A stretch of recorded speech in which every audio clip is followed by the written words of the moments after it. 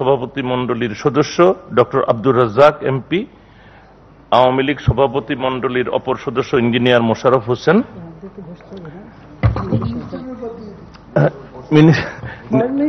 আসছে না মিনিস্টার বাদ, মাননীয় অর্থমন্ত্রী জনাব আবুল হাসান মাহমুদ আলী এমপি, মাননীয় পররাষ্ট্রমন্ত্রী ডক্টর হাসান মাহমুদ এমপি, উপস্থিত আছেন মাননীয় ডাক, টেলিযোগাযোগ ও তথ্য প্রযুক্তি প্রতিমন্ত্রী জনাব জুনায়েদ আহমেদ পলক এমপি, আছেন মাননীয় বাণিজ্য প্রতিমন্ত্রী জনাব আহসানুল ইসলাম টিটু এমপি, আছেন মাননীয় তথ্য প্রতিমন্ত্রী জনাব এ আরাফাত এমপি, মাননীয় অর্থ প্রতিমন্ত্রী ওয়াসেকা আয়েশা খান এমপি, এবং এখানে আরো উপস্থিত আছেন প্রিন্ট ও ইলেকট্রনিক মিডিয়ার বিশিষ্ট সম্পাদক ও ব্যক্তিবর্গ,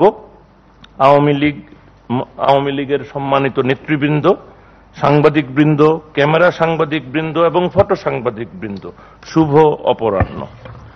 মাননীয় প্রধানমন্ত্রী সাম্প্রতিক সফর উপলক্ষে আজকের সংবাদ সম্মেলন বাংলাদেশ টেলিভিশন, বাংলাদেশ বেতার এবং বেশ কিছু বেসরকারি টেলিভিশন চ্যানেলে সরাসরি সম্প্রচারিত হচ্ছে। এছাড়া বেশ কয়েকটি ফেসবুক পেজে লাইভ স্ট্রিমিংও হচ্ছে। উপস্থিত প্রিয় সাংবাদিকবৃন্দ, আজকের সংবাদ সম্মেলনে মাননীয় প্রধানমন্ত্রী প্রথমে সূচনা বক্তব্য প্রদান করবেন এবং এরপরে শুরু হবে প্রশ্ন উত্তর পর্ব। আপনারা প্রথমে আপনাদের নাম পরিচয় দিয়ে মাননীয় প্রধানমন্ত্রীকে প্রশ্ন করবেন এবং একজন একটির বেশি প্রশ্ন করবেন না দয়া করে, তাতে বেশি সংখ্যক সাংবাদিক প্রশ্ন করার সুযোগ পাবে। এ পর্যায়ে আমি মাননীয় প্রধানমন্ত্রীকে আজকের সংবাদ সম্মেলনে সূচনা বক্তব্য প্রদানের জন্য সবিনয় অনুরোধ করছি। মাননীয় প্রধানমন্ত্রী। ধন্যবাদ।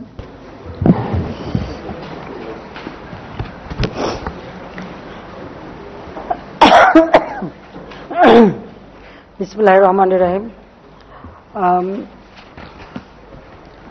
প্রিয় সাংবাদিক বৃন্দ এবং সহকর্মীবৃন্দ, আসসালামু আলাইকুম। সবাইকে শুভ অপরাহ্ন। চীনের মাননীয় premier of the state council mister Lee Siang এর আমন্ত্রণে, অর্থাৎ প্রাইম মিনিস্টার আমন্ত্রণে দ্বিপাক্ষিক সফরে আমি 8 থেকে 10 জুলাই 2024 চীন সফর করি। মাননীয় পররাষ্ট্রমন্ত্রী, মাননীয় অর্থমন্ত্রী, মাননীয় বেসরকারি বিনিয়োগ উপদেষ্টা, বিদ্যুৎ জ্বালানি প্রতিমন্ত্রী, ডাক ও টেলিযোগাযোগ ও আইসিটি প্রতিমন্ত্রী, বাণিজ্য প্রতিমন্ত্রী, ঊর্ধ্বতন সরকারি কর্মকর্তাবৃন্দ এবং একটি বাণিজ্য প্রতিনিধি দল আমার সফরসঙ্গী ছিলেন। 8 জুলাই বেজিং পৌঁছালে বিমানবন্দরে আমাকে লাল গালি সম্বর্ধনার মাধ্যমে স্বাগত জানানো হয়। 9 জুলাই সকালে এশিয়ান ইনফ্রাস্ট্রাকচার ইনভেস্টমেন্ট ব্যাংক AIIB-র প্রেসিডেন্ট জিন লিকুন আমার সঙ্গে সৌজন্য সাক্ষাৎকার। আমি AIIB-কে বাংলাদেশের অবকাঠামো উন্নয়ন, যেমন নদী খনন, জলবায়ু পরিবর্তন সহ উপযোগী খাতে বিনিয়োগের আহ্বান জানাই। এরপর আমি the rise of the tiger the rise of Bengal tiger summit on trade, business and investment opportunities between Bangladesh and China শীর্ষক একটি ব্যবসায়িক সম্মেলনে অংশগ্রহণ করি। আমার সফরসঙ্গী ব্যবসায়ী প্রতিনিধিবৃন্দ এবং চীনের শীর্ষস্থানীয় ব্যবসায়ীরা এতে অংশগ্রহণ করেন। সম্মেলনে আমি চীনা ব্যবসায়ী সম্প্রদায়কে বিশ্বের সবচেয়ে উদার বিনিয়োগ ব্যবস্থার সুবিধা নিয়ে বাংলাদেশে বিনিয়োগের আমন্ত্রণ জানাই। অবকাঠামো, আইসিটি, পর্যটন, কৃষি প্রক্রিয়াকরণ, শিল্প, নবায়নযোগ্য জ্বালানি সহ জ্বালানি খাত, জলবায়ু সহনশীল, স্মার্ট ফার্মিং, বর্জ্য ব্যবস্থাপনা, সবুজ প্রযুক্তি ও উন্নয়ন খাতে বৃহত্তর বিনিয়োগের আহ্বান জানাই। সেই সঙ্গে সঙ্গে আমাদের যারা সফরসঙ্গী ছিলেন ব্যবসায়ী প্রতিনিধি, তাদেরকে আমি আহ্বান জানাই যে আপনারা এই চীনের ব্যবসায়ীদের সাথে যৌথ উদ্যোগে বা তাদের সঙ্গে একটা পার্টনারশিপ গড়ে তুলে নিজেরা বিনিয়োগ করতে পারেন, সেই আহ্বানও জানিয়েছি।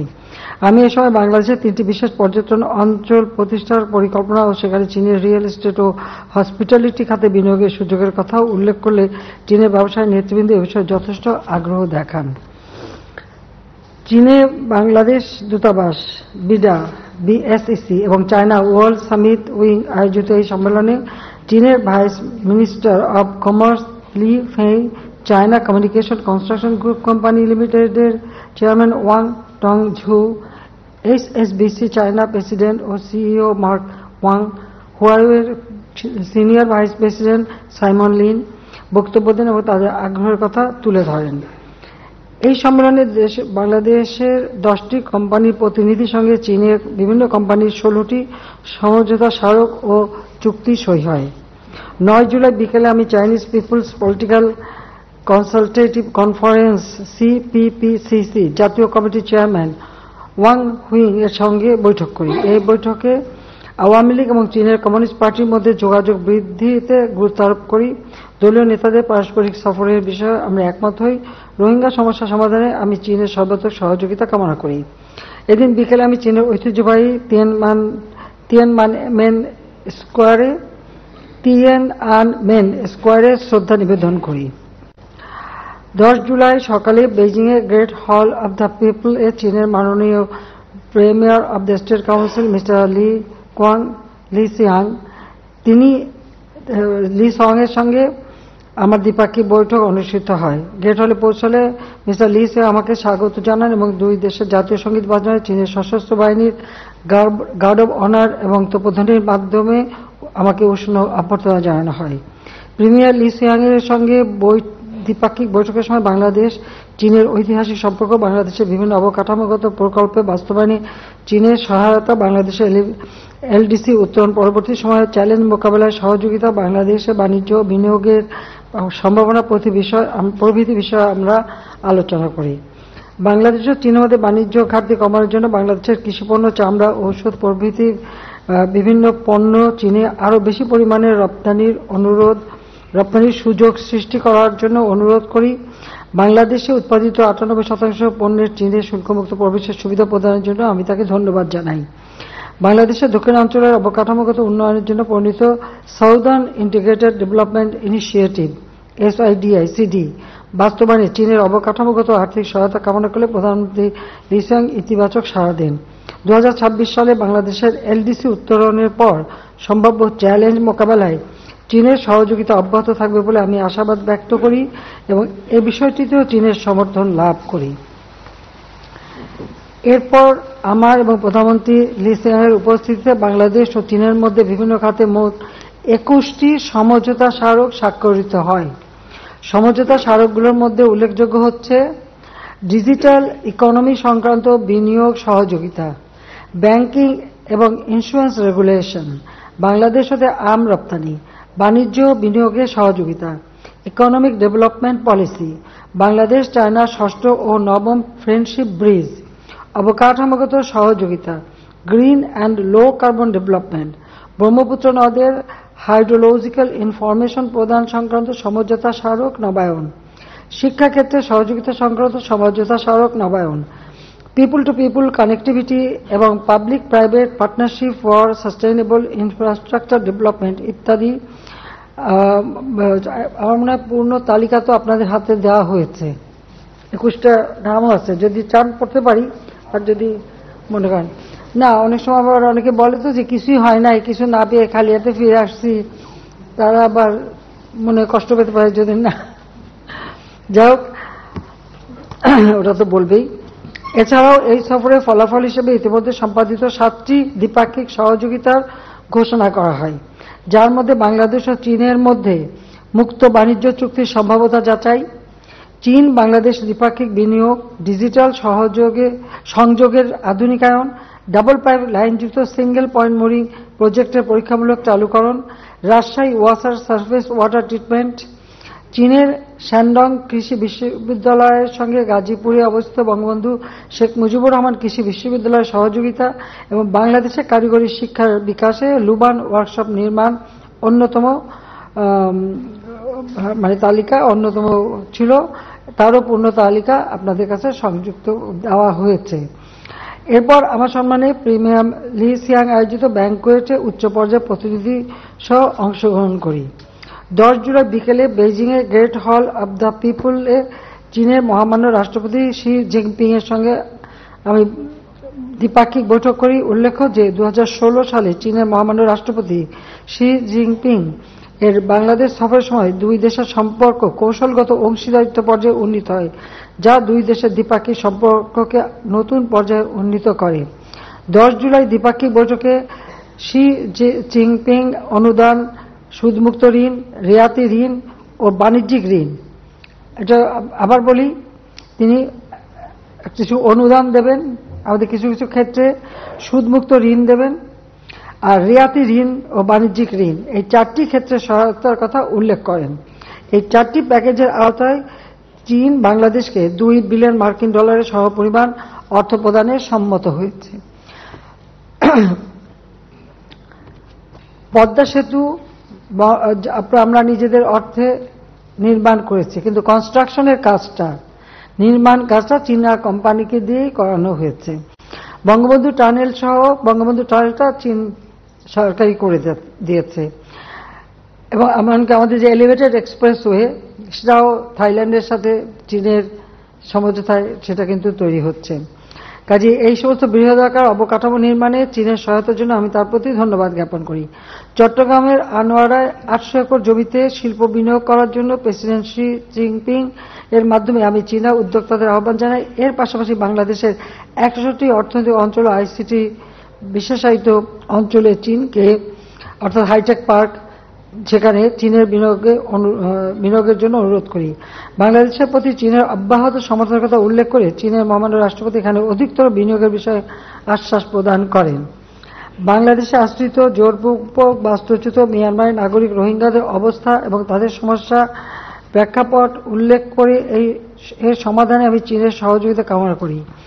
রোহিঙ্গাদের মানবিক সহায়তা প্রদানের জন্য বাংলাদেশকে ধন্যবাদ জানিয়ে চীনের মহামান্য রাষ্ট্রপতি রোহিঙ্গা প্রত্যাবাসনে সহযোগিতার অঙ্গীকার পুনর্ব্যক্ত করেন।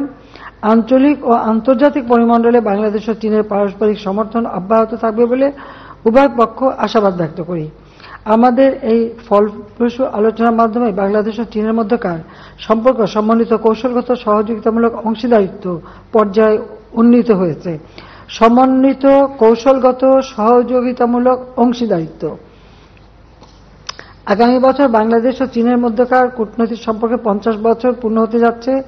জাতিপিতা বঙ্গবন্ধু শেখ মুজিবুর রহমানের পররাষ্ট্র নীতি সকলের সাথে বন্ধুত্ব, কারোর সাথে বৈরিতা নয়, এই নীতির আলোকেই আমাদের দ্বিপাক্ষিক বহুপাক্ষিক ক্ষেত্রে বাংলাদেশ সফলভাবে তার কূটনৈতিক এজেন্ডা বাস্তবায়ন করে চলেছে।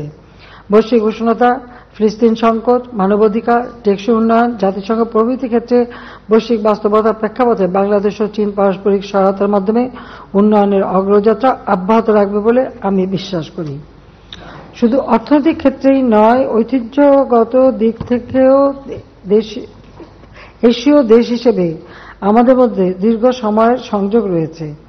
জাতিপিতা বঙ্গবন্ধু শেখ মুজিবুর রহমানের স্বপ্নে সোনার বাংলা এবং আধুনিক স্মার্ট বাংলাদেশ বিনির্মাণে গবেষণা, শিক্ষা, আইসিটি, প্রযুক্তি, সংস্কৃতি ইত্যাদি ক্ষেত্রে যোগাযোগ ও সহযোগিতা বাংলাদেশ ও চীনের দ্বিপাক্ষিক সম্পর্ককে সামনে এগিয়ে নিয়ে যাবে বলে আমি বিশ্বাস করি। আমার এই সফরে বাংলাদেশের কূটনৈতিক কর্মকাণ্ডে একটি উল্লেখযোগ্য অংশ হিসেবে চিহ্নিত হয়ে থাকবে। কাজে আপনাদের সবাইকে আন্তরিক ধন্যবাদ জানাচ্ছি। আমরা ওই 5টার মধ্যে, বিকেলে 5টার মধ্যে আমাদের কর্মসূচি সব সম্পন্ন হয়। আমরা ওই দিন রাতের 11 তারিখে আমরা ঢাকা ফিরে আসি। 11 তারিখ আর্লি মর্নিং, অর্থাৎ রাত্রের দিকে ঢাকা আসি। তো সবাইকে ধন্যবাদ। জয় বাংলা, জয় বঙ্গবন্ধু। শেষ।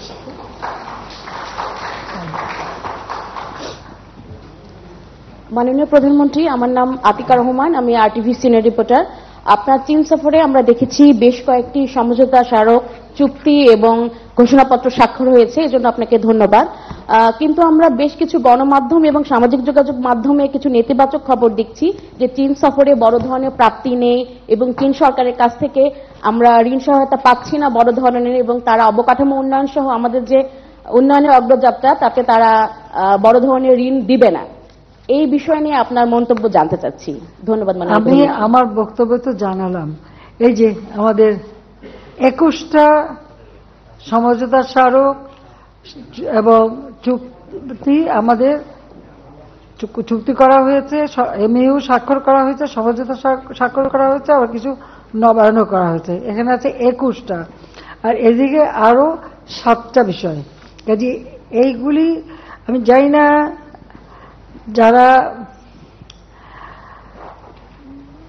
এই কথাগুলি বলে বেড়াচ্ছেন তারা কি জেনে বুঝে বলছেন নাকি শুধুমাত্র আমাকে হেয় করার জন্যই বলছে, সেটাই হচ্ছে প্রশ্ন। তার কারণ হচ্ছে যে আমি এটা খুব বেশি একটা গুরুত্ব দিই না, এই কারণে যে আমি তো সেই 81 সালে বাংলাদেশে আসার পর প্রতিটি ক্ষেত্রে এই ধরনের নেগেটিভ কথা শুনে অভ্যস্ত হয়ে গেছি। সবসময় আমার বুদ্ধি একটা গুজব ছড়ানো, নানা ধরনের কথা বলা, বলতে বলতে বলতে বলতে তাদের এত বেশি বলে যেটা যখন যারা বলছে বলতে দেন, এখানে আমার কিচ্ছু আসে যায় না। চীনের সাথে আমাদের, চীন কেন, আমি তার আগে ভারতে গেলাম, তাদের সাথে আমার সম্পর্ক বলে আসলে ভারতের কাছে দেশ বেঁচে দিছি। আর চীনে গেলাম, বলে কিছুই দেয় নাই, তো এটা তো বলেই আসছে। আর ভারতের কাছে দেশ বেচা, গোলামি স্বাক্ষর করা, চুক্তি স্বাক্ষর করা, এগুলি বাতিল করতে হবে সেই কথাও বলা, এটা তো একটা শ্রেণীর লোকের, এটা তাদের এক ধরনের মানসিক অসুস্থতা বলে মনে করি। এটা সম্পূর্ণ মানসিক অসুস্থতা ছাড়া এভাবে বানোয়াট কথা কেউ বলতে পারে না। তাদের প্রতি করুণাই হয় আমার তার বিরুদ্ধে কিছু বলার নাই। ঠিক আছে,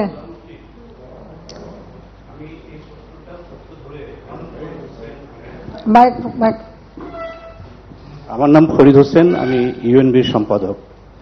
আমি আমার সহকর্মীর প্রশ্নটা সূত্র ধরে আমি একটু বলতে চাই। এটা যে কারণ হয়েছে, দুটা কারণে আমার মনে হয়েছে যে এই ঘটনাটা ঘটেছে।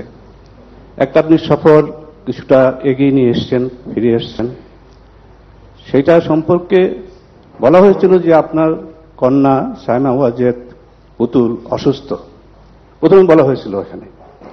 পরবর্তীতে সেটাকে আবার অন্য রকমের ব্যাখ্যা দেওয়া হয়েছে, এটা একটা। আরেকটা হচ্ছে যে আমরা $5 বিলিয়ন চীন আমাদের সহায়তা দিবে, এটা খুব জোরে সোরে বলা হচ্ছিল, কিন্তু আমাদেরকে তারা দিয়েছে 100 মিলিয়ন ইউয়ান। 100 মিলিয়ন ইউয়ান বা ডলার। আপনি আপনার লেখার পর এখানে $2 বিলিয়ন সমঝোতা হয়েছে। সেটা কিছু থাকবে একেবারে অনুদান, কিছু হবে সুদমুক্ত ঋণ, কিছু হবে এরকম, সেটা আরেকটা ক্যাটাগরিতে আপনার। কিন্তু যে অ্যানাউন্সমেন্ট একটা হয়েছে, আমাদের পররাষ্ট্রমন্ত্রী বলেছেন, আমি আমাদের রিপোর্টে দেখেছি 100 মিলিয়ন ইউয়ান, যেটাকে ডলারে আরএমবি, হ্যাঁ, সেটা 1 বিলিয়ন, 100 মিলিয়ন, 100 মিলিয়ন।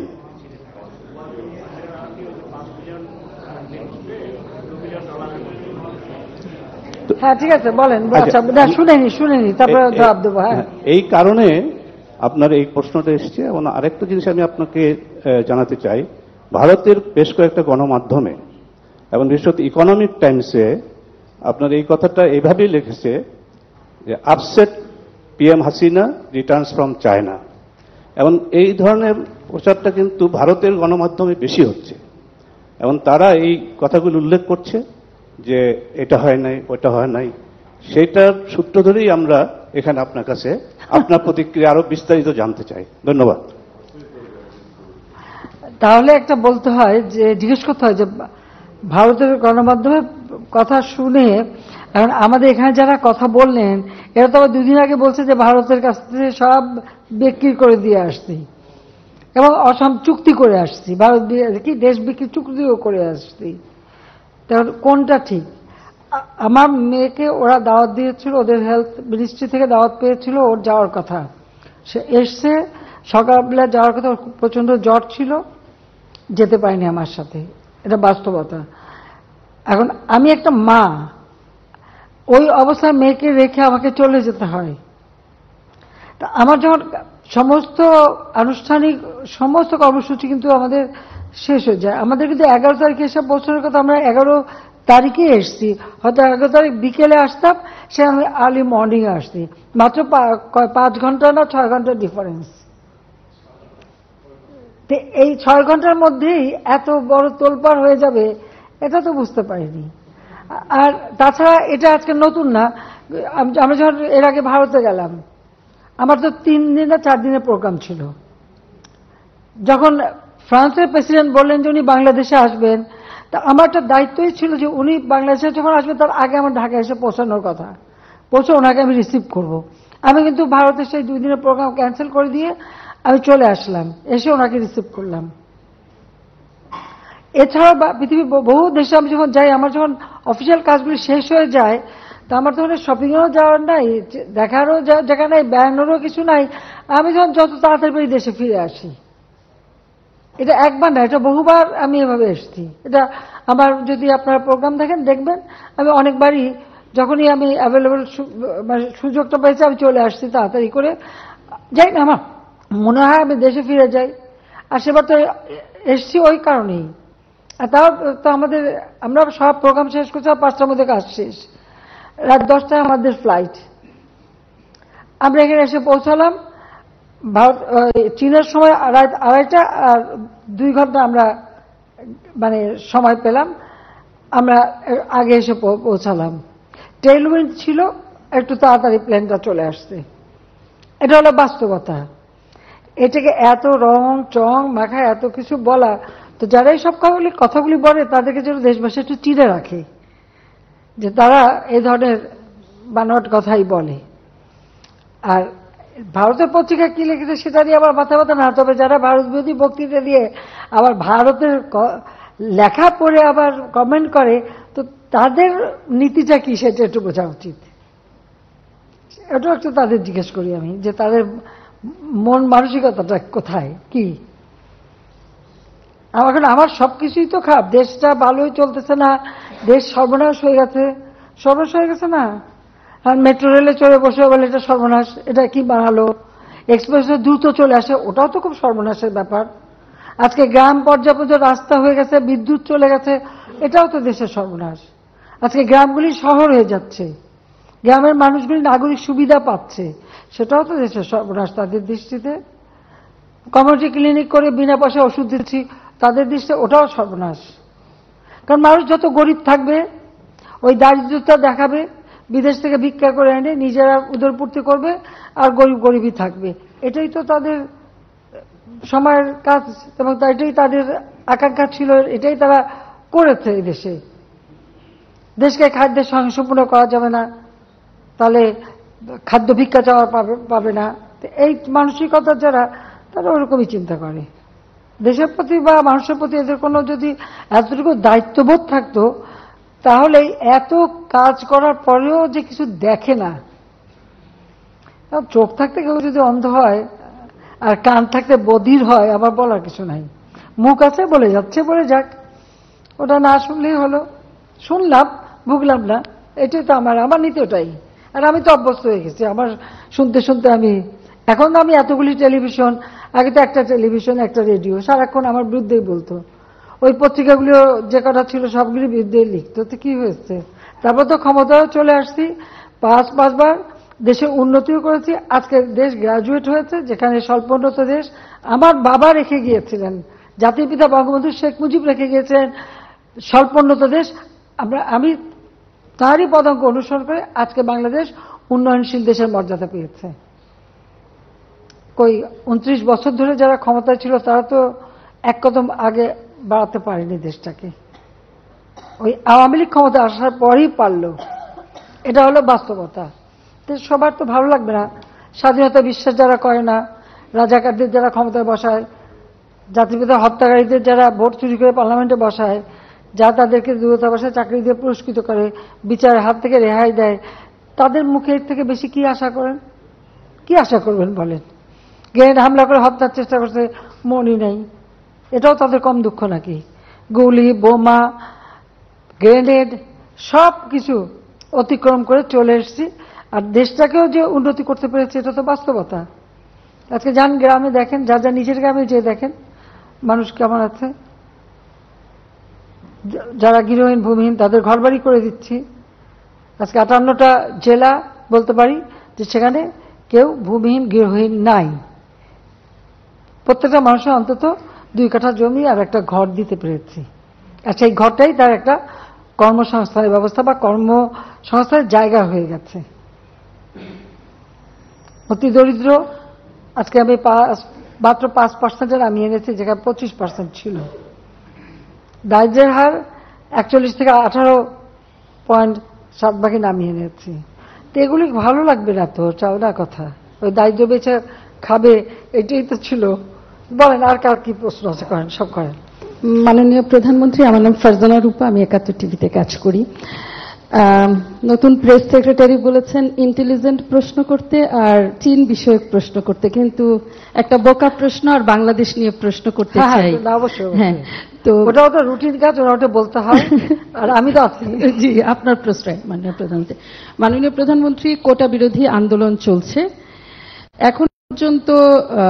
মুক্তিযোদ্ধাদের অনেকে, আজকে সকালেও একজনের সঙ্গে কথা হচ্ছিল যিনি মীর কাসিম আলীর সাক্ষী দিয়েছেন, তার সাক্ষ্য প্রমাণের ভিত্তিতে খুবই শক্তিশালী সাক্ষী। আমি তার নিরাপত্তার স্বার্থে এখানে নাম পরিচয় বলছি না।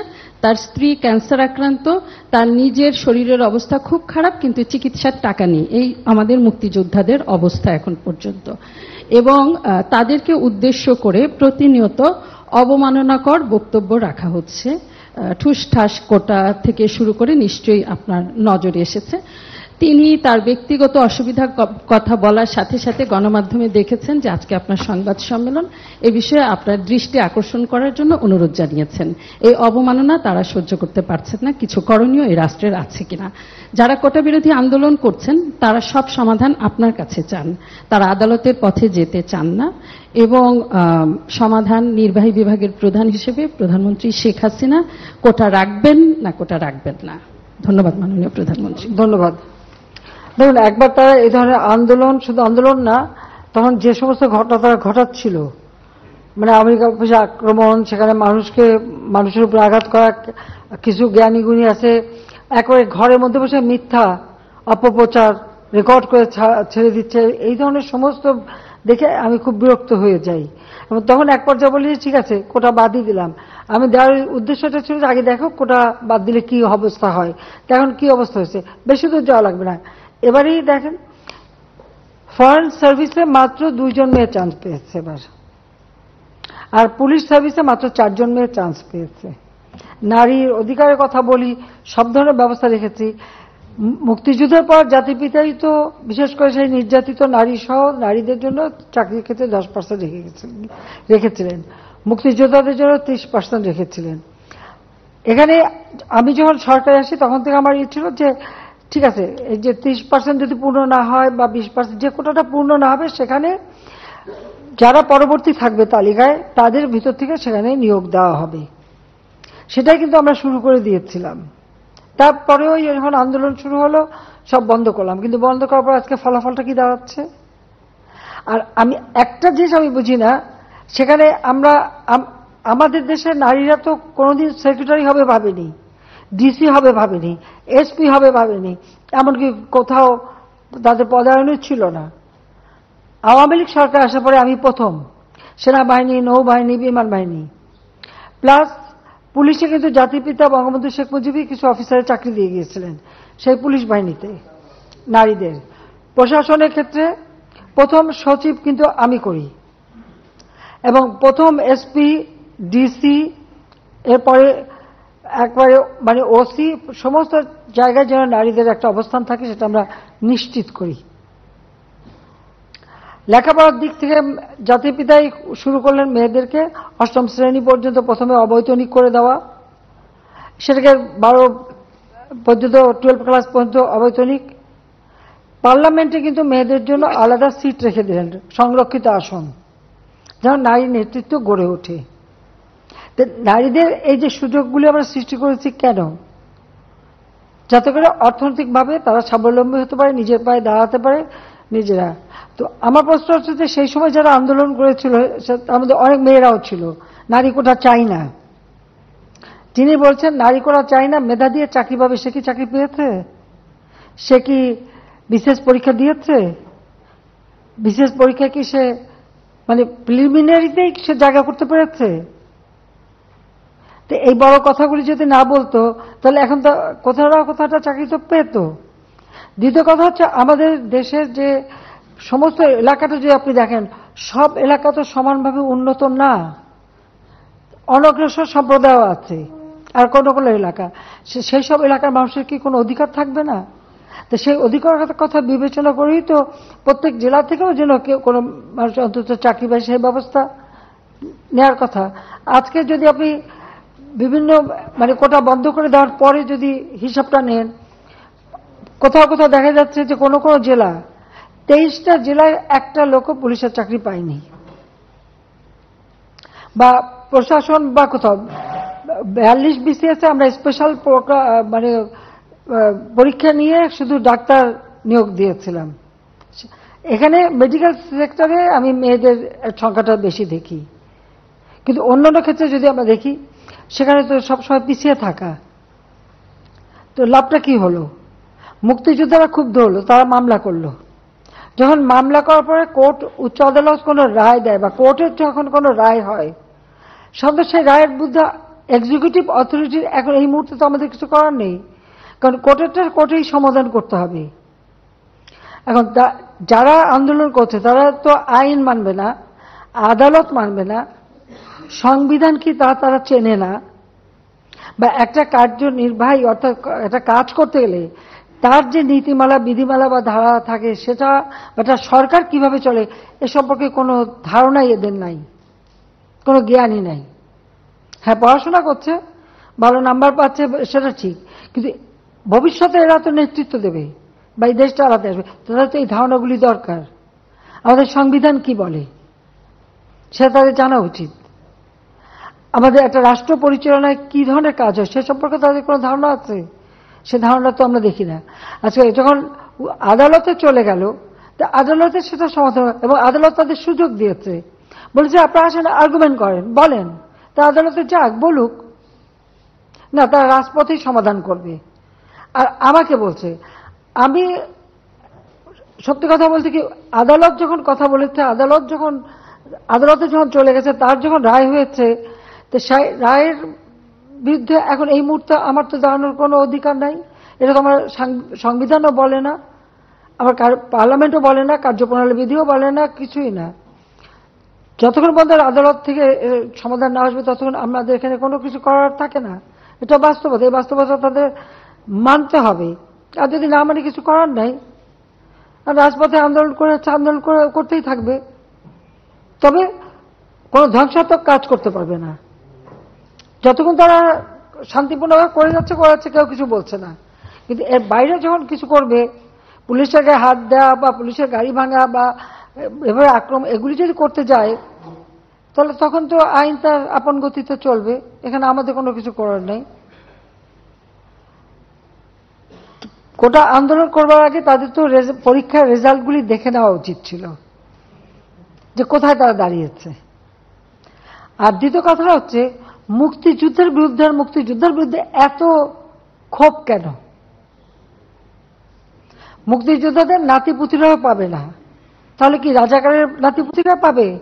সেটা আমার প্রশ্ন, দেশবাসীর কাছে প্রশ্ন, যে রাজাকারের নাতিপুতিরা সবকিছু পাবে, মুক্তিযোদ্ধারা পাবে না। অপরাধটা কি?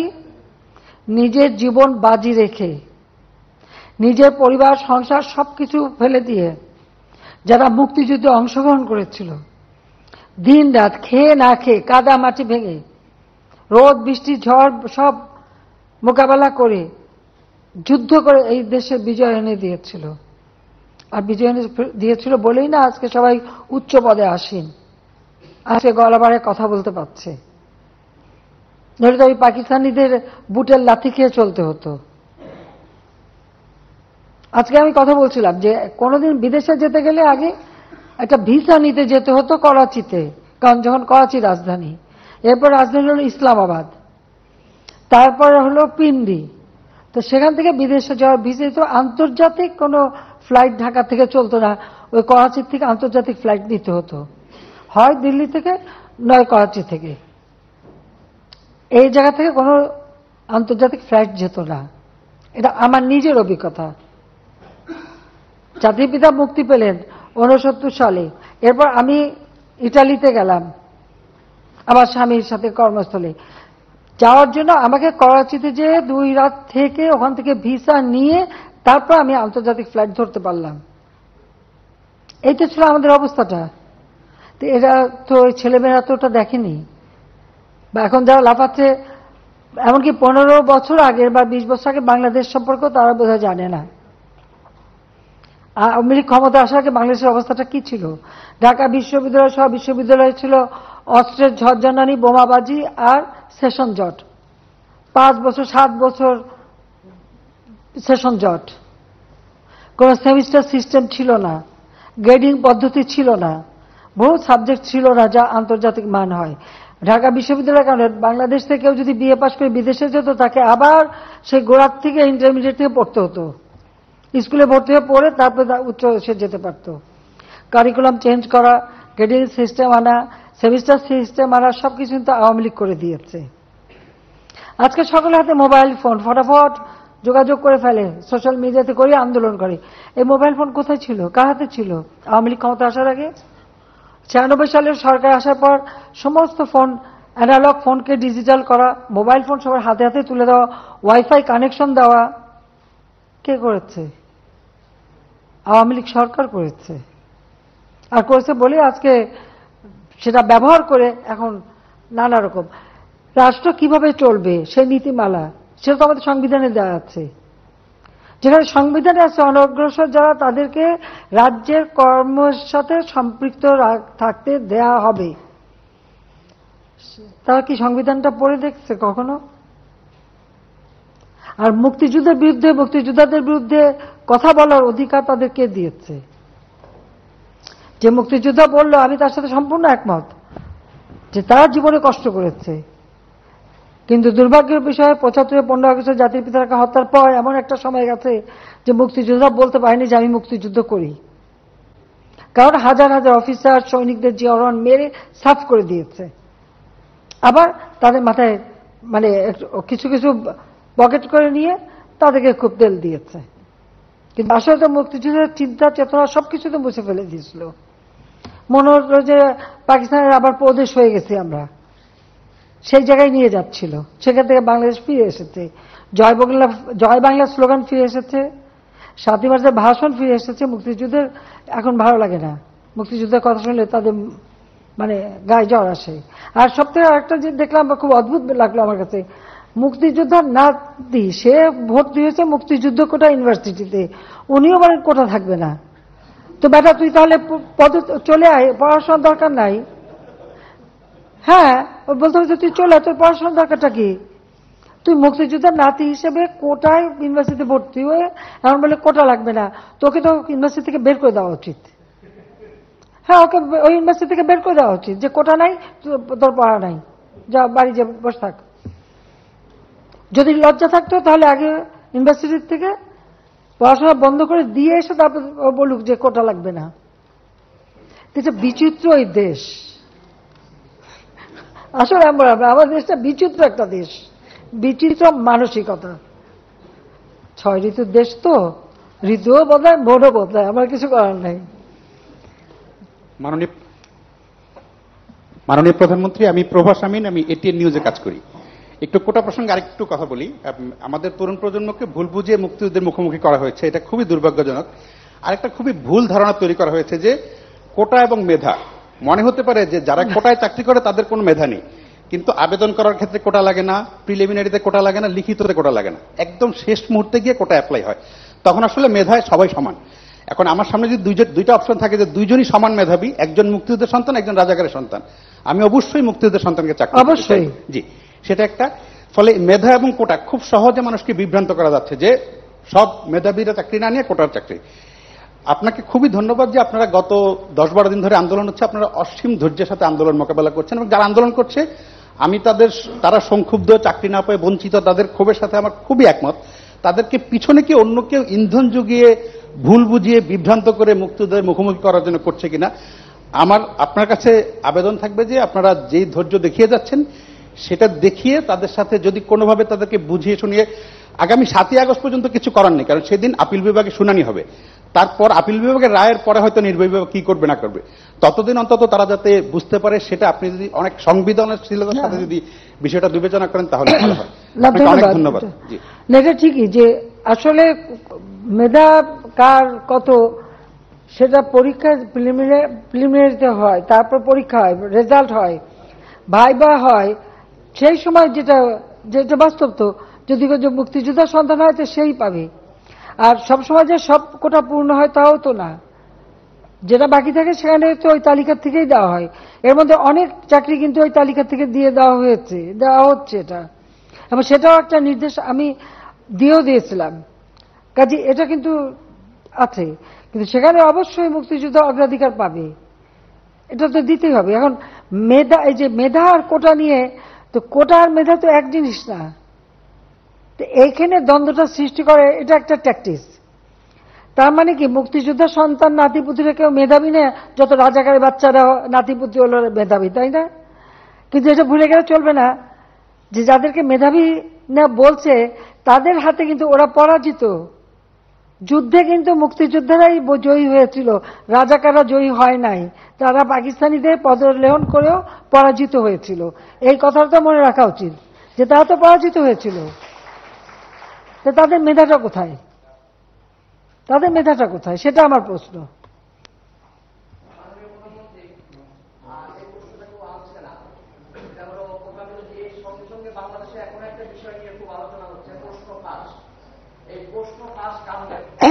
এই কাণ্ড নিয়ে বিভিন্ন পত্রপত্রিকায় আমরা দেখতে পাচ্ছি, সামাজিক যোগাযোগ মাধ্যমে দেখতে পাচ্ছি যে এরকম খবর আসছে যারা প্রশ্ন ফাঁসের সঙ্গে জড়িত তাদের তো আইনের আয়তায় আনা হয়েছে এবং তারা বিচারে সোপর্দ হয়েছে।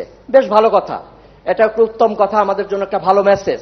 কিন্তু যারা এই প্রশ্ন ফাঁসের, যারা বেনিফিশিয়ারি, যারা এই প্রশ্ন ফাঁসের মধ্য দিয়ে, যারা ভালো ছাত্র না কিন্তু তারা আজকে বিসিএস অফিসার হয়েছেন, যারা এরকম প্রশ্ন ফাঁসের সুযোগ নিয়ে যারা আজকে বড় বড় পদে প্রশাসন ক্যাডার থেকে বিভিন্ন মাধ্যমে যারা আজকে বসে আছেন, এরা যদি বিচারে সোপর্দ হয়, এরা যদি অপরাধ করে থাকে প্রশ্ন ফাঁস করে, তাহলে যারা প্রশ্ন ফাঁসের বেনিফিশিয়ারি হিসেবে যারা ওটা নিয়ে যারা পাশ করলো, যারা বড় বড় পদে বসে আছে, তারা আইনের সোপর্দ হবে না কেন?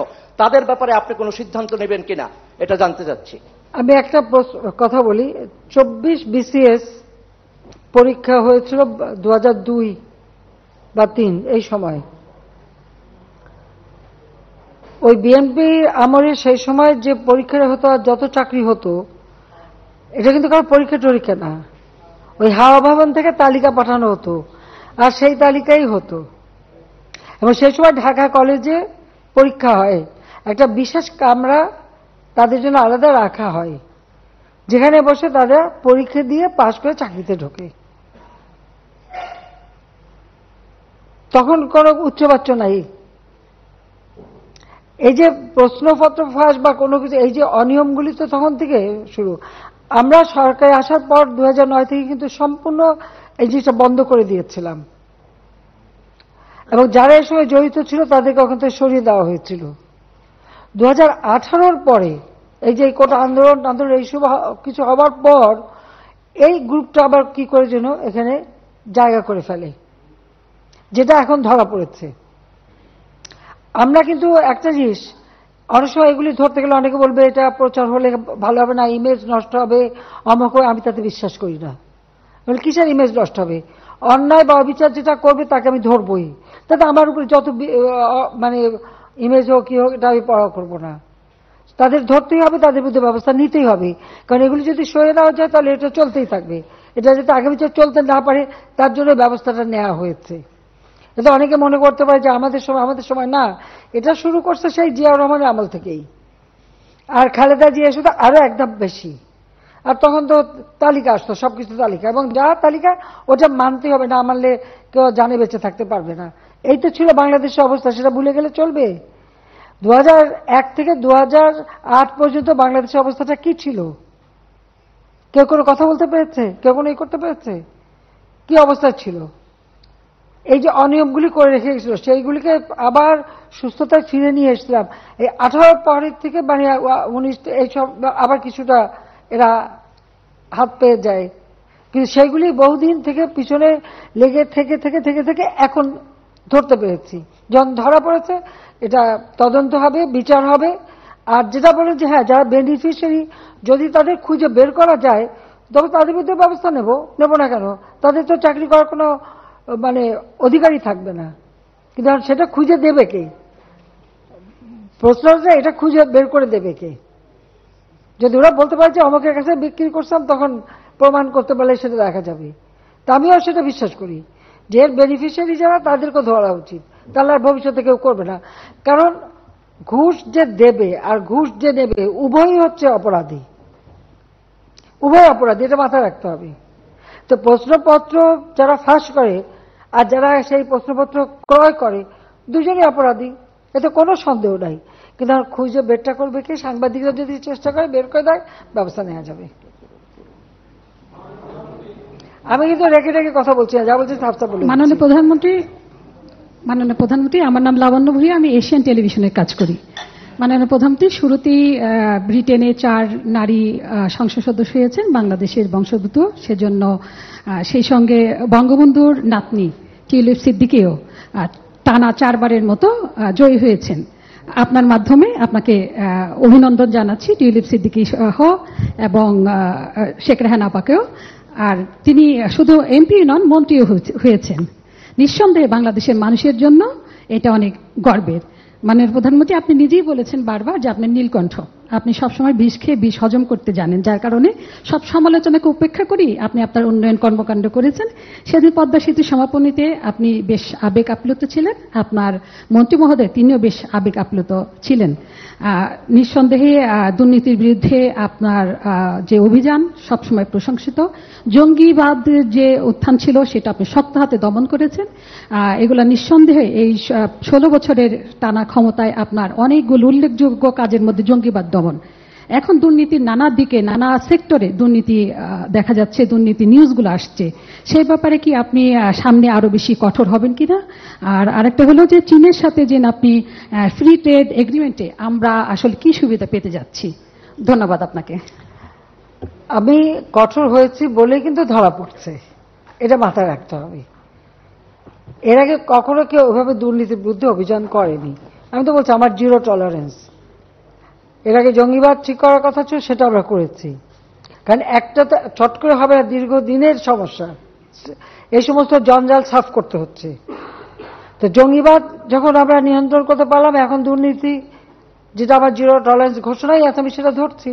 আর আমরা খুঁজে বের করছি বলেই কিন্তু আপনারা জানতে পারছেন, খোঁজ না করলে তো জানা যেত না, যেত এইভাবেই চলতো, কারণ এইভাবেই চলছিল সেই 75-এর পর থেকে এইভাবেই চলছে।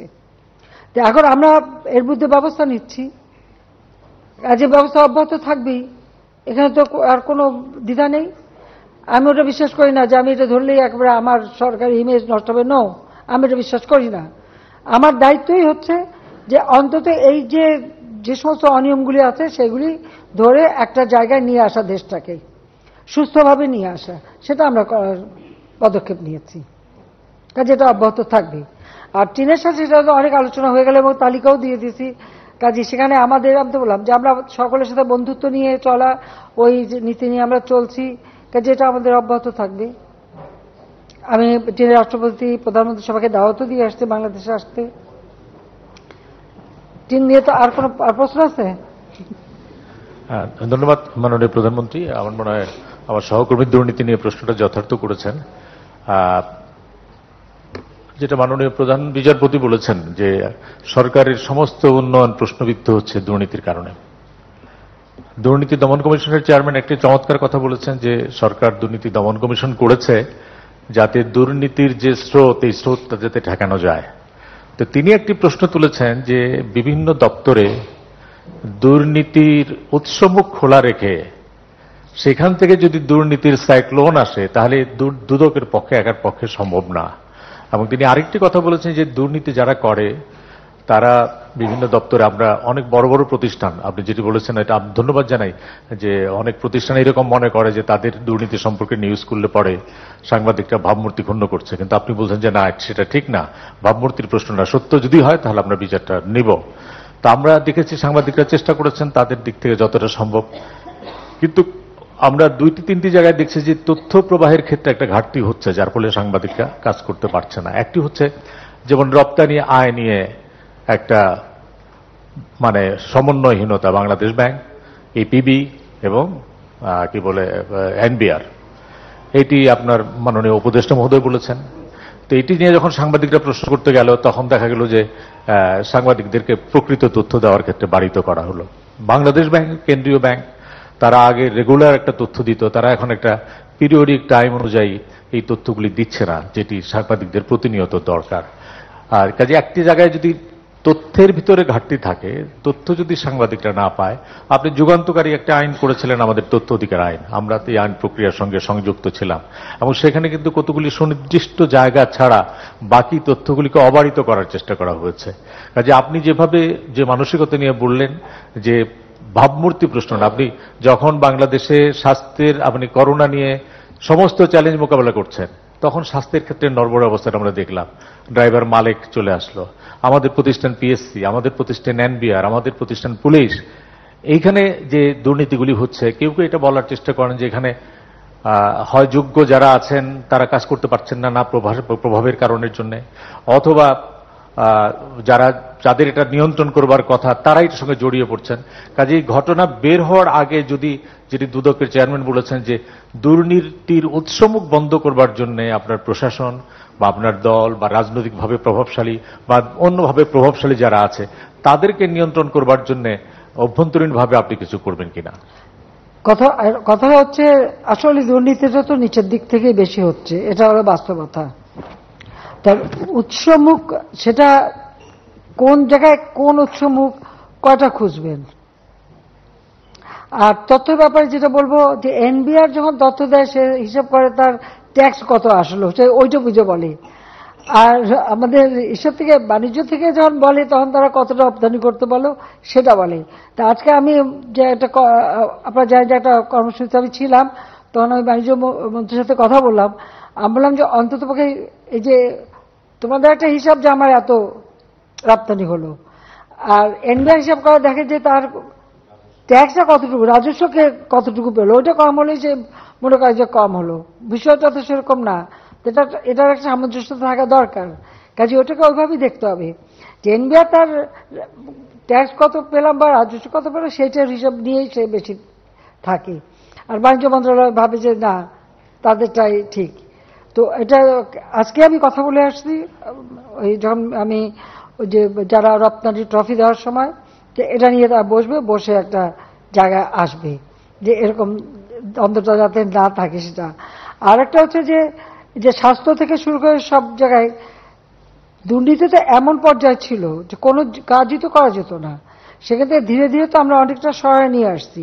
আর কোভিডের সময় বিষয়টা ছিল, সত্যি কথা বলতে কি, আমাদের কতগুলি নিয়ম আছে। একটা জিনিস কিনতে গেলে টেন্ডার দাও, তারপর এই কর, সরকারি টাকা, ওইগুলি করতে গেলে পরে তো রুগী বাঁচানো যেত না।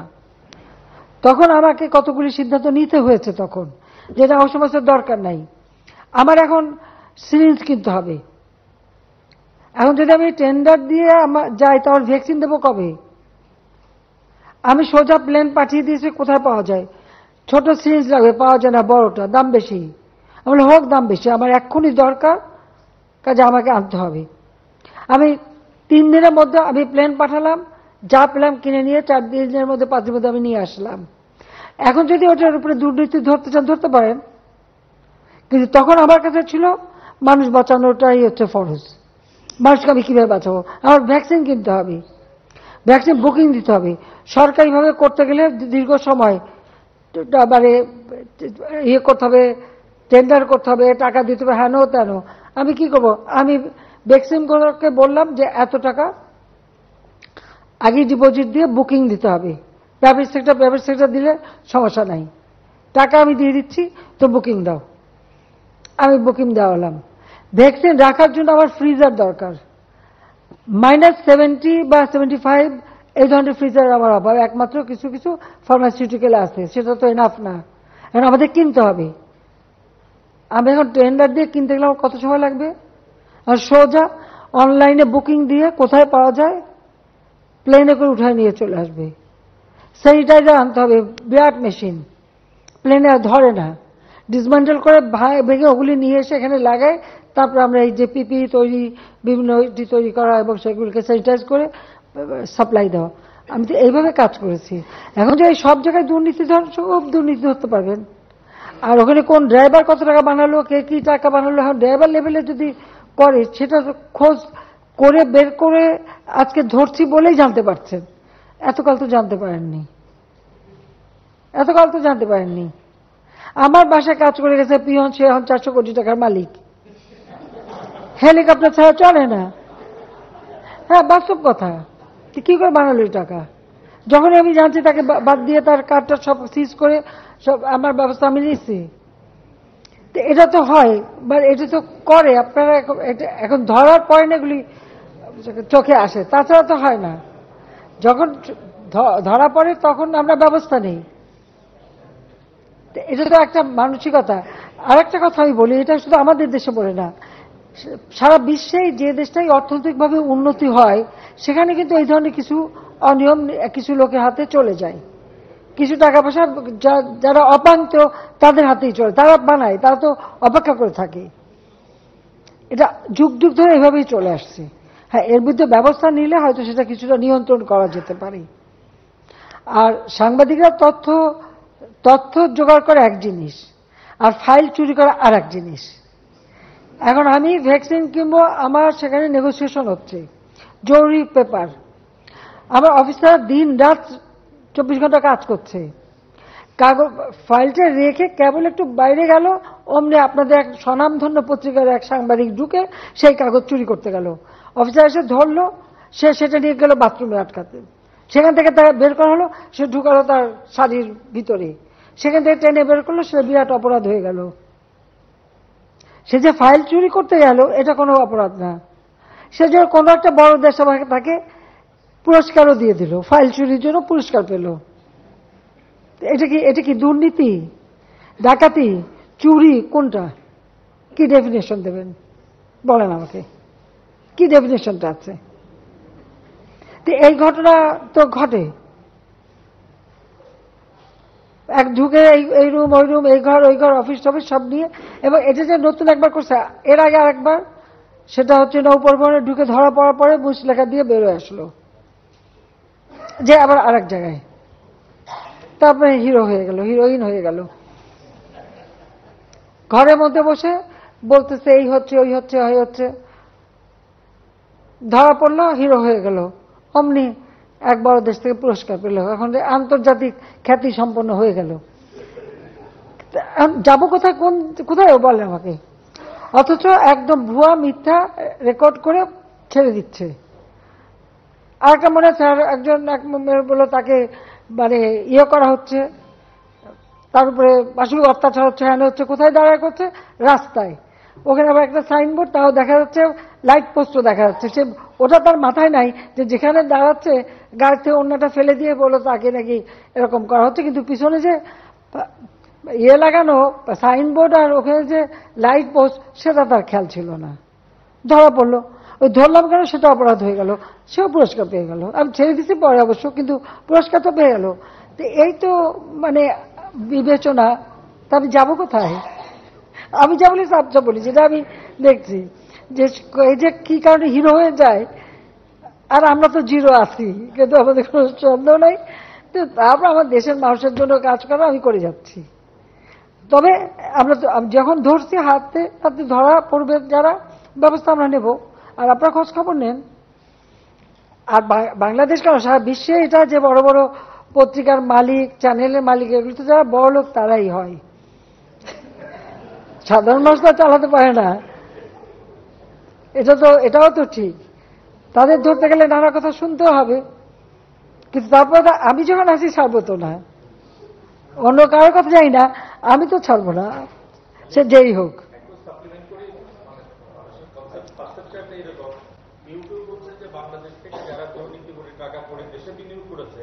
তারা হলো দেশপ্রেমিক দুর্নীতিবাদ, আর যারা এখান থেকে টাকা বাজার করে বিদেশে পাচার করেছে তারা হলো দেশপ্রেমিক দুর্নীতিবাদ। মাননীয় প্রধানমন্ত্রী, দুর্নীতি হলো গ্রেড, ডান দিকের পানি খারাপ, বাম দিকেও পানি খারাপ, কাজে দেশপ্রেমিক দুর্নীতিবাদ আর দেশদ্রোহী দুর্নীতিবাদ কোনো কথা নেই। এটা একদম বাস্তব কথা। দুর্নীতির বিরুদ্ধে কথা বলবে, আর এই যে গরিবের রক্ত চুষে খাওয়া, যেই মানে একটা মানে সংবিধিবদ্ধ একটা প্রতিষ্ঠানের দায়িত্ব থেকে টাকা মেরে দেওয়া বা বিদেশে পাচার করা, বাই করা, কারো কারো ক্ষেত্রে সেটা অপরাধ না, সে তখন দেশপ্রতি আর তার বিচার হতে পারবে না। লেবারের টাকা মেরে খেলে বিচার হতে পারবে না, সেই বিচার নিয়ে প্রশ্ন উঠবে। অথচ অন্যের বেলায় এক ড্রাইভার টাকা চুরি করলে তার দোষ, আর এরা যে বড় চুরি করতেছে সেটা বড়। তার মানে চুরিটা যদি খুব বড় অঙ্কে হয়ে যায় তাহলে বোধহয় দোষ থাকে না, দোষটা টাকা দিয়ে থেকে যায়, এটাই মনে হয়। আর তাছাড়া কি বলবো, আর বলার কিছু নেই। তবে আমি আবারও বলবো যে হাত যখন দিয়েছি আমি ছাড়বো না, যেখানেই হোক যেই হোক, আমাকে বলো সে আমি কেয়ার করি না।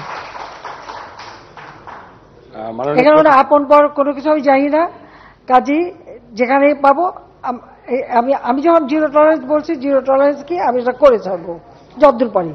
মাননীয় প্রধানমন্ত্রী, আমার নাম শাহরিয়ার খান, আমি বিজনেস স্ট্যান্ডার্ড।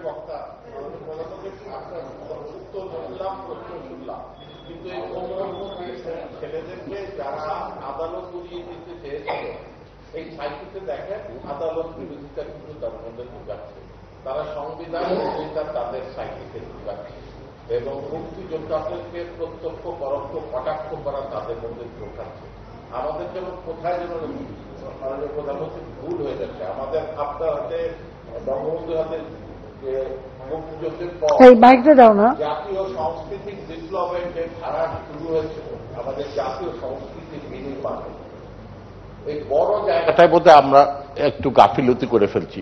এই সুযোগেই তারা আদালত, আমাদের কোমলমতিদেরকে আদালত বিরোধী, মুক্তিযুদ্ধ বিরোধী, সংবিধান বিরোধী করে তুলছে। কিন্তু এই জায়গাটায় আমাদের একটু হাত দিতে হবে, তা না হলে এরা কিন্তু ভিকটিম, এদের উপর আমরা রাগ করতে পারি, তারা ভিকটিম, এই ধরনের অপবুদ্ধিজীবীদের অপকৌশলের ভিকটিম, তাদেরকে আমাদেরকে মুক্ত করতে হবে। এটা একটা বড় কাজ।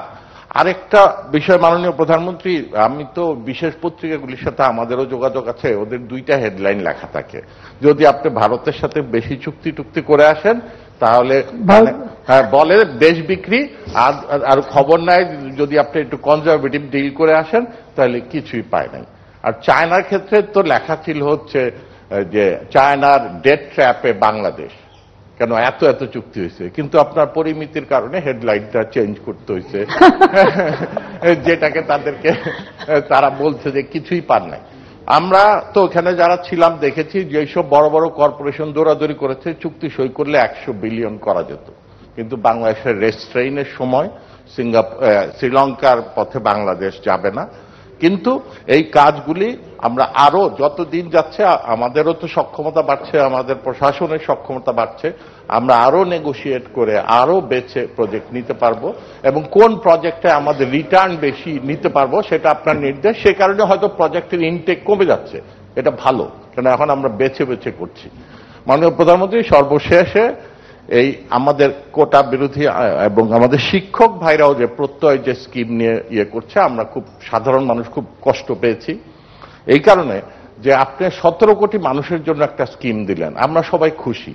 এই সরকারি কর্মচারীরা যারা পেনশন পাচ্ছে তারা মানে তাদের কি কোথায় কমে গেল বেড়ে গেল এই দুঃখে পড়ে যাচ্ছে। 16 কোটি মানুষ যে পেল এটা তো তাদের সুখ নাই। তারপরেও আমি বলবো প্রশাসন এবং শিক্ষকদের মুখোমুখি করানোর একটা চেষ্টা হচ্ছে, যে কোনো স্কিম যাতে একসাথে চালু হয়, তাহলে একজন আরেকজনের বিরুদ্ধে যেতে পারবে না। তাদের যে দাবি দেওয়াটা ছিল সেটা তারা একটা পাঠিয়েছে, আর সেখানে তাদের বেশ কতগুলি ভ্রান্ত ধারণাও আছে ওখানে, সেগুলিও সমস্ত আমি ইতিমধ্যেই 2টা পেপারে আমার পড়া এবং সেগুলো আমার মার্ক করাও আছে।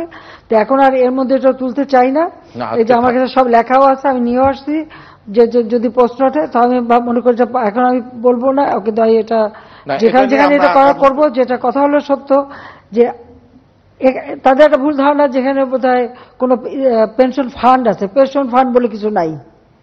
পেনশনটা দেওয়া হচ্ছে একেবারে যারা আমাদের ট্যাক্স পেয়ার তাদের টাকা থেকেই দেওয়া হয়। এই বছর হচ্ছে এটা 32,000 কোটি, বলুন তো, তাদের টাকা থেকেই, কিন্তু এর কোনো ফান্ড বলে কিছু নাই।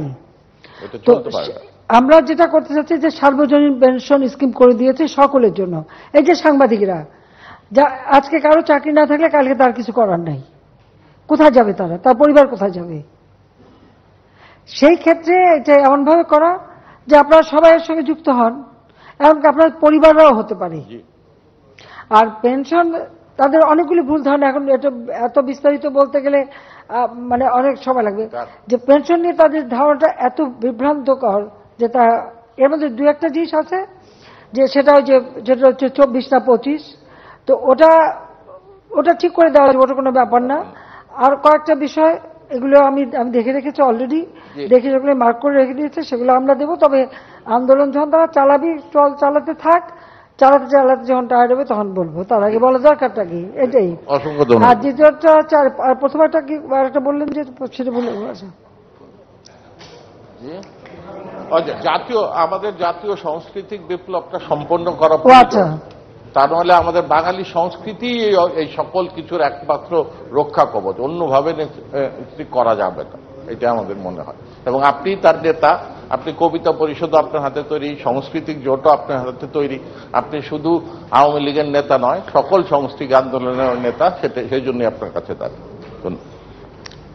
মাননীয় প্রধানমন্ত্রী, আমার নাম শাহরিয়ার খান, আমি বিজনেস স্ট্যান্ডার্ড পত্রিকাতে আছি, এক্সিকিউটিভ এডিটর। আজকে সকালের নিউজ হচ্ছে ডোনাল্ড ট্রাম্পের উপর একটা অ্যাসাসিনেশনের অ্যাটেম্প্ট। আমার মনে হয় রাইট নাও আপনার একটা কমেন্ট খুব ইম্পর্টেন্ট। এটা অত্যন্ত দুঃখজনক যে তিনি একজন প্রেসিডেন্সিয়াল ক্যান্ডিডেট, আর তার উপরে এই ধরনের হামলা করা, আমরা এটা নিন্দা জানাই অবশ্যই।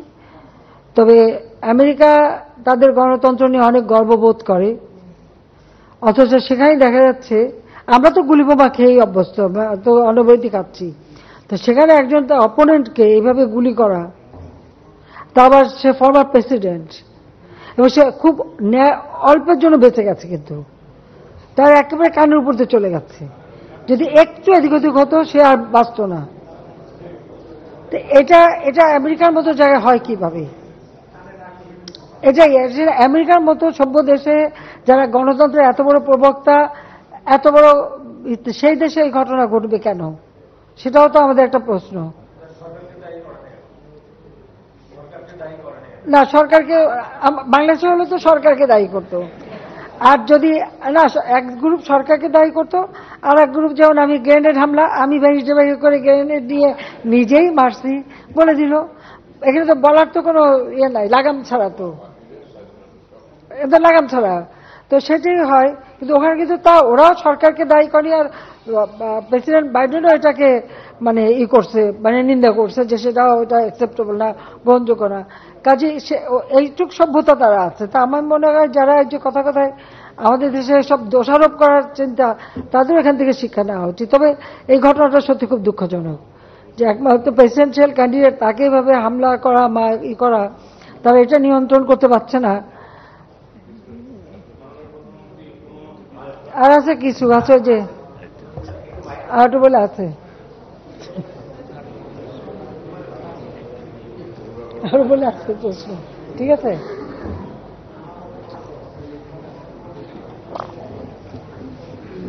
পেনশনের উপরে তো আছে, বললাম না, বলবো।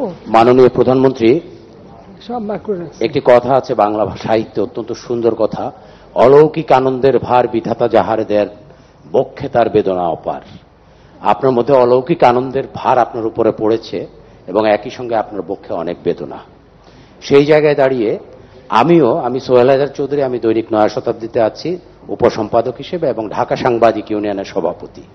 এবং ঢাকা সাংবাদিক ইউনিয়নের সভাপতি হিসেবে একটি ছোট্ট প্রশ্ন আপনার কাছে করতে চাই এবং আপনার কাছ থেকে একটি রেমিডি চাই যে আমরা নবম ওয়েজ বোর্ড পাইনি, শুধুমাত্র এখানে অনেক মালিক বসা আছে, মালিকদের নানা ধরনের মানে পদক্ষেপের কারণে মামলা করে আটকে দিয়েছে নবম ওয়েজ বোর্ড, অথচ যেটি আপনি দিয়েছিলেন। আমরা অষ্টম ওয়েজ বোর্ড আপনি দিয়েছিলেন মাননীয় প্রধানমন্ত্রী, আমরা অষ্টম ওয়েজ বোর্ড দিয়েছে এবং প্রায় 250 থেকে 300 পত্রিকা ডিক্লেয়ার করেছে তারা অষ্টম ওয়েজ বোর্ড বাস্তবায়ন করেছে, কিন্তু অধিকাংশ পত্রিকা কোনো ওয়েজ বোর্ড বাস্তবায়ন করেনি। এটা কি দুর্নীতির পর্যায়ে পড়ে কিনা মালিকদের এবং যারা মালিকের সহযোগী আছেন তাদের দুর্নীতির পর্যায়ে পড়ে কিনা? আরেকটি বিষয় হলো যে আমার এই যে এখানে এত টেলিভিশন চ্যানেল ছাপা, এদের কোনো বেতন কাঠামোই নাই। দিনের পর দিন মালিকেরা এগুলো নিয়ে নানা ধরনের অর্থ তো তারা পাচ্ছে, কিন্তু কোনো ধরনের বেতন কাঠামো আমার এই বন্ধুরা নাই এখানে যারা আছেন, তারা তিনি রিপোর্টার হন বা তিনি হন। আমি সবশেষে মূল প্রশ্ন সেটি হলো 10ম ওয়েজ বোর্ড আমরা কবে নাগাদ পেতে পারি এবং আমরা এই 10ম ওয়েজ বোর্ডে আমাদের টেলিভিশন চ্যানেলস ঢুকবে কিনা, এবং যে মালিকেরা যারা টেলিভিশন এবং পত্রিকার মালিক হয়ে সব ধরনের সুযোগ সুবিধা নিচ্ছে, আপনার দৃষ্টি আকর্ষণ করছে, আপনাকে প্রশ্ন করার সুযোগ পাচ্ছে, আপনার সঙ্গে সফর সঙ্গে হওয়ার সুযোগ পাচ্ছে, তাদের ব্যাপারে আপনি কোনো ব্যবস্থা নেবেন কিনা? ধন্যবাদ মাননীয় প্রধানমন্ত্রী, আপনাকে খুব সুন্দর লাগছে আপা, এবং আপনার সুস্থতা এবং দীর্ঘায়ু কামনা করে। অনেক সুন্দর লাগছে আপা আপনাকে। চীন থেকে আসছি তো, লাল চীন, তাই চীন থেকে আসলাম, লাল চীন সেই না। আমি সাংবাদিকদের এই সমস্যা জানি বলে আমরা এই যে স্পেশাল পেনশন স্কিম যে দিয়েছি, আমি মনে করি আমাদের প্রত্যেকটা সাংবাদিক যদি পেনশন স্কিমে এখন থেকে যুক্ত থাকে কাজে, তাহলে কিন্তু একটা অন্তত ভবিষ্যৎ একটা নিশ্চিত হতে পারে। সেটা আপনারা সবাই করলে ভালো হবে। বরং মালিকদের উপরে একটা চাপ দেওয়া যায় যে পেনশন স্কিমে তারা যারা যুক্ত হবে তাদের অন্তত যে এটা দিতে হবে তার কিছুটা হয়তো মালিকরাও 50% মালিকরাও দিয়ে দিতে পারে। তাহলে যদি দেয় তাহলে হয়তো যে বেতনেই দিক পেনশন স্কিমে যে মানে টাকা জমা রাখতে হবে তার কিছুটা মালিকরাও দিয়ে দিক, তো দিয়ে দিলে তো তখন কিছুটা বাড়লো।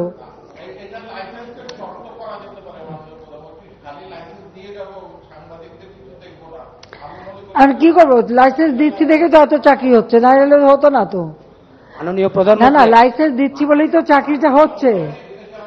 মালিকরা কিন্তু প্রভিডেন্ট ফান্ডের টাকাই দেয় না, ওখানে আইন আছে ওয়েস্ট বোর্ডে যে যতটুকু শ্রমিকের কাছ থেকে কেটে নেওয়া হবে সমপরিমাণ, ওয়েস্ট বোর্ডে আছে সমপরিমাণ মালিককে দিতে হবে। মালিকরা কিন্তু সেটি করেন না।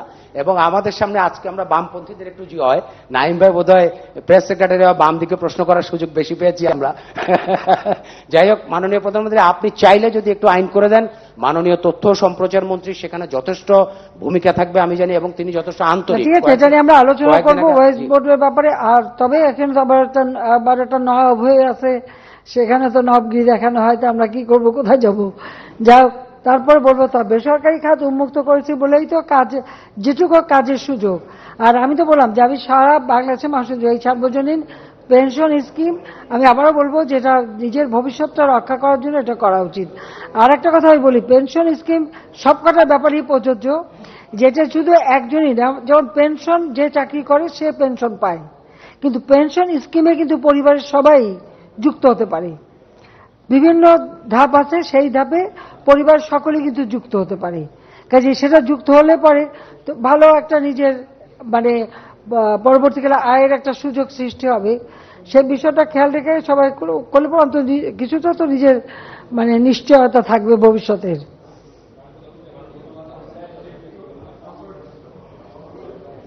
একটু এরকম সোজা করে তুললাম।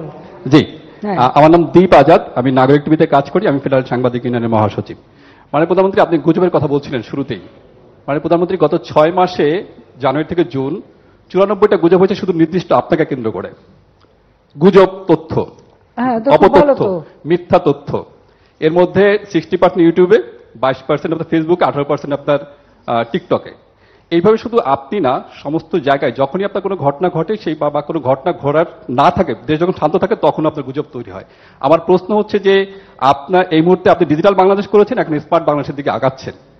গুজব বন্ধে আপনার সরকার বা যতগুলো মন্ত্রণালয় আছে, অধিদপ্তর আছে, তারা আসলে কি কার্যকরী ভূমিকা নিতে পারছে না? কারণ গুজবকারীরা তো তাদের গুজব চালিয়ে যাচ্ছে, এভাবে কতদিন চালাবে তারা? গুজবের শিকার কিন্তু শুধু আপনি একা হচ্ছেন না, আপনার দল হচ্ছে, নারীরা হচ্ছে, বিভিন্ন সময় শিক্ষা প্রতিষ্ঠান হচ্ছে, সেনাবাহিনী হচ্ছে, বিভিন্ন জায়গায় হচ্ছে আপনার সবগুলোই। এবং সেসব গুজবের কারণে কিন্তু ক্ষতিগ্রস্ত হচ্ছে সবাই কম বেশি। হ্যাঁ, এটি বন্ধ করার একটা কার্যকরী পদক্ষেপ নেবেন কিনা? ধন্যবাদ মাননীয় প্রধানমন্ত্রী। গুজবে কান দিয়েন না, এইটুকু বলতে পারি।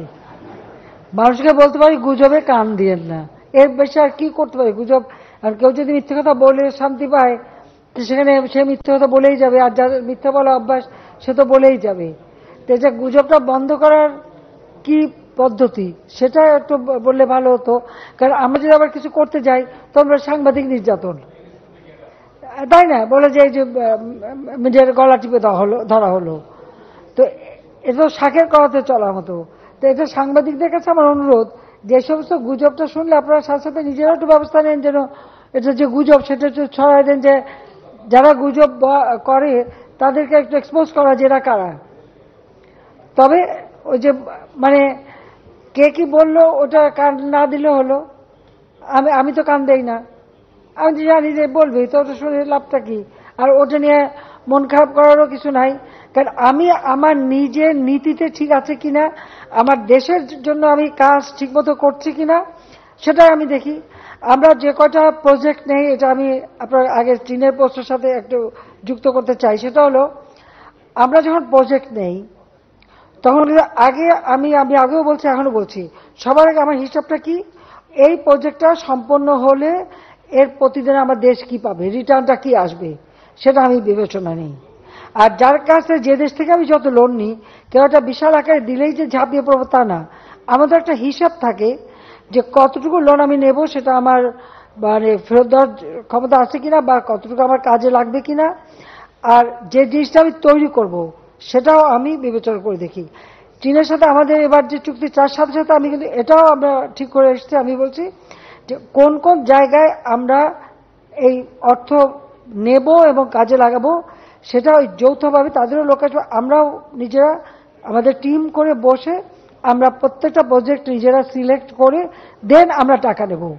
তারা আমাদের বিরাট অফার দিচ্ছে, এটা ঠিক, কিন্তু নেবার সময় আমাকে এই হিসাবটা করে আমাকে নিতে হবে, এবং তার জন্য তাদের এক্সপার্ট টিম আসবে, আমাদের থাকবে, আমরা সেটা বিবেচনা করব যে কোন কোন খাতে আমার কতটুকু প্রয়োজন, আমি ঠিক ততটুকু নেব, যেটা আমার প্রয়োজন নেই সেটা আমি নেব না। সেইভাবেই কিন্তু আমরা সমঝোতা করে এসেছি, এবং চীনের মাননীয় প্রেসিডেন্টের সাথেও এই কথাটাই হয়েছে যে এভাবে আমরা, তুমি দেবেন, অনুদান দেবেন, সব দেবেন, কিন্তু নেবার বেলায় আমরা এটাকে আমাদের মতো করে হিসেব করে তারপর আমরা নেব। ঠিক আছে, ওকে। আরো আছে কথা? মাননীয় প্রধানমন্ত্রী, মন ভরছে? আপনি যে মন ভরছে প্রশ্ন করে মন ভরছে তো? মাননীয় প্রধানমন্ত্রী, আমি আচ্ছা, এবার পেট ভরার ব্যাপার, চা ঠান্ডা হয়ে গেল। মাননীয় প্রধানমন্ত্রী, আপনি লাস্ট কি বলছে? মাননীয় প্রধানমন্ত্রী, আমার নাম রাকিব হাসান, আমি কাজ করি মাই টিভিতে। ধন্যবাদ আমাকে সুযোগ করে দেওয়ার জন্য। মাননীয় প্রধানমন্ত্রী, আমি আপনাকে কোনো প্রশ্ন করতে চাই না, বা প্রশ্ন করার দৃষ্টতা আমার নেই, আমি শুধু একটু জানতে চাই, সম্প্রতি ভারত এবং চীন সফর করেছেন এবং একটা আলোচনার বিষয় হচ্ছে তিস্তা মহাপরিকল্পনা। ভারতে গিয়েছেন এবং চীন সফর করেছেন, এই তিস্তা মহাপরিকল্পনা নিয়ে আপনার চীনের কোনো বিষয় নিয়ে আলোচনা হয়েছে কিনা, আর বা কোন দিকে আসলে যাচ্ছেন? ভারত, কেউ কেউ বলছে ভারতের দিকে ঝুঁকছেন, কেউ কেউ বলছে চীনের দিকে ঝুঁকছেন, আসলে মাননীয় প্রধানমন্ত্রী আপনি কোন দিকে যাচ্ছেন? আমরা জানি আপনি সঠিক পথে এগোচ্ছেন। আমি বলে দিই সোজা কথা, এই আমাদের তিস্তা প্রজেক্ট কিন্তু আজকের না, এটা বহু যুগের, এই প্রজেক্ট বহু যুগের প্রজেক্ট, বহুদিন থেকে এটা চলে আসছিল। আমার যতদূর মনে পড়ে যে যুক্তফ্রন্ট যে ইলেকশন সেও এটা ছিল, বা আওয়ামী লীগের ম্যানিফেস্টো অনেকবারই এটা ছিল, বিভিন্ন সময় এটা আসছে। তো তিস্তা প্রজেক্টটা আমাদের করতে হবে। এখন যখন চীনও আমাদের কাছে কিছু অফার দিয়েছিল, তার একটা ফিজিবিলিটি স্টাডি করেছে, ইন্ডিয়াও আমাদের কাছে অফার দিয়েছে, ইন্ডিয়াও ফিজিবিলিটি স্টাডি করবে। এটা করার পরে যেটা আমাদের জন্য যুক্তিযুক্ত হবে আমরা সেটা নেব। তবে আমি এখানে বেশি প্রাধান্য দেব যে এটা ইন্ডিয়া করুক, কারণ তিস্তার পানিটা ইন্ডিয়াই আটকে রেখেছে, কাজেই তাদের কাছে আমাদের যদি আদায় করতে হয় তো এই প্রজেক্টের কাজ তাদেরই করা উচিত। তারা প্রজেক্ট করে তখন এটা যা প্রয়োজন তারা দেবে। এটা তো একটা ডিপ্লোম্যাসি, যেখানে আর কোনো দ্বিধা থাকার তো কথা না। চীন তো রেডি, কিন্তু আমি চাচ্ছি যে এটা ইন্ডিয়া করে দিক, তাহলে এই প্রজেক্টটা করলে তো এই প্রজেক্টের জন্য যা দরকার ইন্ডিয়া দিতে থাকবে। ঠিক আছে, যা সাফ কথা, রাখা নাই। আর আমাদের দক্ষিণ অঞ্চল সব থেকে বেশি অবহেলিত, পদ্মার ওপার, কাজে এই দক্ষিণ অঞ্চলের ডেভেলপমেন্টের জন্য আমি চীনকে বলছি যে সব থেকে অবহেলিত এবং ওখানকার কাজগুলি করা খুব কঠিন। এখন যেমন যে আমাদের এটা কি বেকুটিয়া সেতু না, কচা নদীর উপরে, মানে পিরোজপুর যাওয়ার একটা সেতু বেকুটিয়া, এটা দীর্ঘদিনের একটা আকাঙ্ক্ষা, তো ওটাও কিন্তু চীন করে দেবে। এটা আমাদের ফ্রেন্ডশিপ সেতু হবে, নবম ফ্রেন্ডশিপ সেতু, এটার জন্য কোনো পয়সা লাগবে, তারা তৈরি করে দেবে। এটা কি কিছু পাওয়া না নাকি? কাজে আমি সবাই ভাগ করে দিয়ে দিচ্ছি কাকে কোথায় দিলে আমার কাজ, কঠিন কাজ সহজভাবে এবং ঠিক মতো কাজ করতে পারবো। সকলের সাথে বন্ধুত্ব, কারোর সাথে বৈরিতা নাই। ঠিক আছে, ধন্যবাদ। জয় বাংলা, জয় বঙ্গবন্ধু, বাংলাদেশ। এখন মন ভরছে, এখন যা খেয়ে পেট ভরতে হবে সবার জন্য। আপনাদের সকলকে ধন্যবাদ। খোদা হাফেজ। জয় বাংলা, জয় বঙ্গবন্ধু, বাংলাদেশ চিরজীবী হোক।